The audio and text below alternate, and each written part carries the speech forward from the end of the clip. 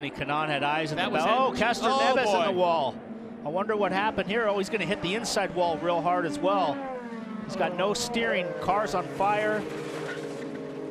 So Penske was running 1, 2, 3 with Castroneves in third, and he has gone through a big hit. And guys, it's about the same number of laps from when Alexander Rossi crashed. That was around 38 laps. You throw in the 11 laps of yellow, and now we're back into the same window. The final, say, 10 to 15 laps of the stint, and that's where it seems to be a handful for these guys. Hopefully Castroneves is going to be okay here. The way the impact on the car looks, it looks like he might have gone for the real high side and lost the front end and hit the wall. Not sure if he had a spin. The tire marks we see right here are from Rossi's car, so that's not the Castroneves. It happened in 1 and 2. He crossed off at 2. I wonder if he got high or got forced up higher than he wanted to be. There's the impact. You can see the foam and the debris as the Homatro safety truck comes in to inspect the safer barrier to see if that needs to be repaired. That's a pretty big impact. Look at the angle, Paul, of this skid mark right here. That's a bad angle.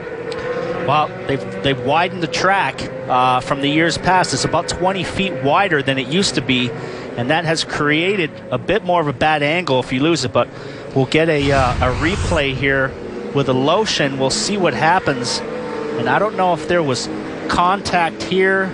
Might have cut a tire. Very close to each other. Castroneves has got a run on the car in front, but he's got that rear bumper guard that might protect a cut tire, but it certainly looked like a lotion barely got into him. Oh, he got a flat. Broke. Yeah, something broke, or he got a flat tire. I don't think kind of skated up the track and hit the outside wall on the exit. So it was a glancing blow. It wasn't a half spin and hit the wall, but either something in the suspension broke from that contact earlier in the race. That looked with James Hinchcliffe. He said something was bent in the car, and they looked around the rear, so maybe something finally let go. I think it could have been, and it looked like a maybe left rear suspension, perhaps. That's a big impact, and they're taking their time getting him out of there. Marty, what do you hear?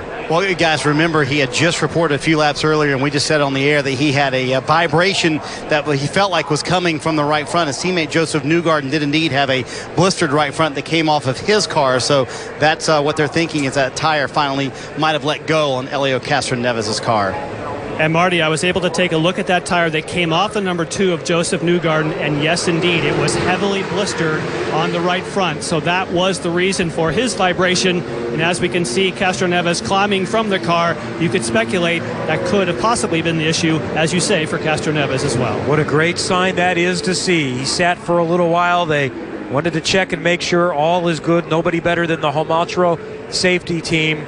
Big hit for Hélio Castroneves, but he walks under his own power to the safety vehicle. On board with Dixon. Let's watch up ahead. Castroneves is 1 in front of the 7. Yeah, tough to say. You watch it, hold the bottom. For sure something broke on the car or the tire went down. He just went straight. The car took off straight, so.